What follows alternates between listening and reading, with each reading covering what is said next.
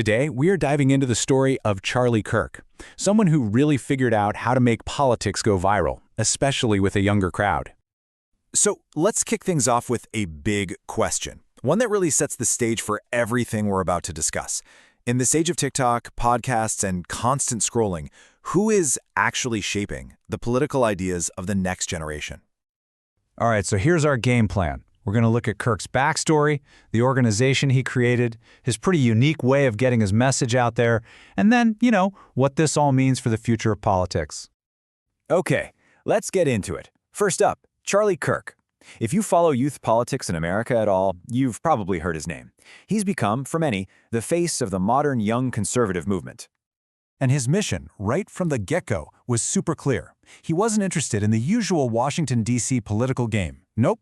He wanted to build something totally different, a grassroots movement aimed right at high school and college students. So the question is, how does a teenager from a suburb of Chicago end up becoming this major national figure? Well, his story is definitely not your typical one, and it all happened really, really fast. You can see his career just took off like a rocket. It started with something pretty normal, volunteering for a campaign in high school.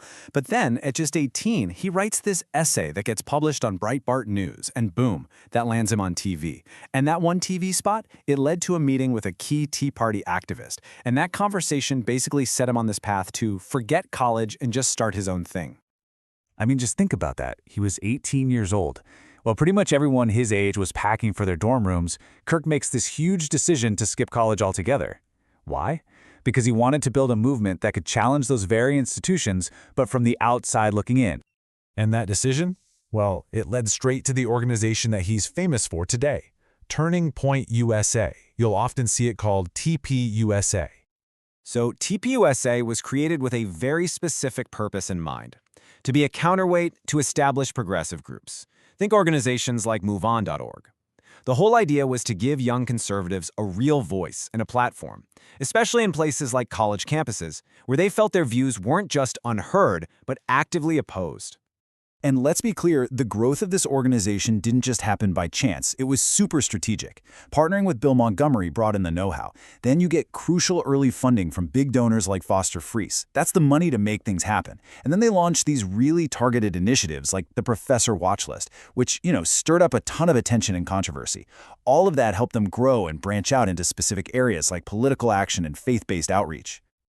Okay, so this brings us to Kirk's modern playbook for activism, and this is where things get really interesting, because it's pretty much rewriting the rules of how you build political influence in the 21st century. I mean, just look at the difference here. The old way of doing activism, it was all about trying to get laws passed, getting on cable news, and winning over voters who were already well established. Kirk's model just throws all that out the window. It bypasses the gatekeepers and goes straight to young people where they live, on social media, listening to podcasts, and showing up to these high-energy, often confrontational events right on their own campuses.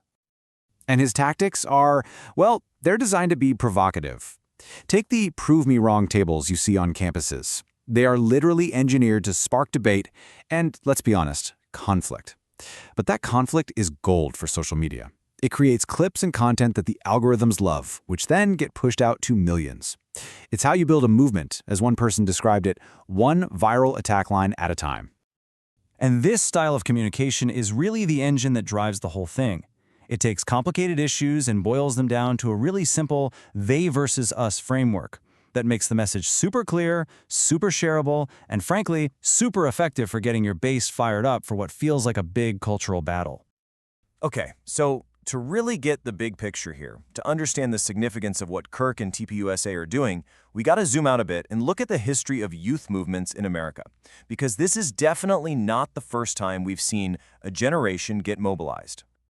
Think back to the 1960s. You had the Students for a Democratic Society, or SDS. They were huge. They rallied an entire generation around the anti-war movement and civil rights. And just like TPUSA, they were a powerful student-led organization. But, as you can imagine, their goals and the way they went about things were very, very different. And you can really see how the tactics have changed over the decades. In the 60s, SDS was all about grassroots organizing and protests. Then, fast forward to the 80s, and you see conservative youth groups taking a much more intellectual, academic-focused approach. And that brings us to today, where Turning Point USA really defines the modern playbook. It's digital, it's direct to the audience, and it's definitely confrontational. All right, so let's bring it all together. What does this new model actually mean for the future of politics? Well, if Kirk's success shows us anything, it's where the real political fights are happening now. The main stage isn't Capitol Hill or cable news anymore. The new political arena is overwhelmingly digital and right there on the ground. We're talking social media, campus events, and podcasts. Traditional media? It's quickly becoming just a sideshow. So what are the big takeaways here? First, activism and being a media entrepreneur are basically becoming the same thing. Second, the line between a political message and an online brand, it's getting really blurry.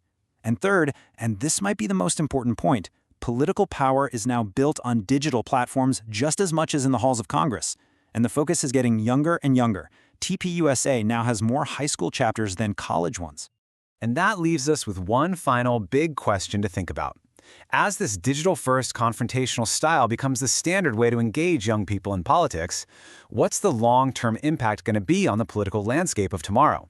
That's really the question that will define the next chapter of American politics.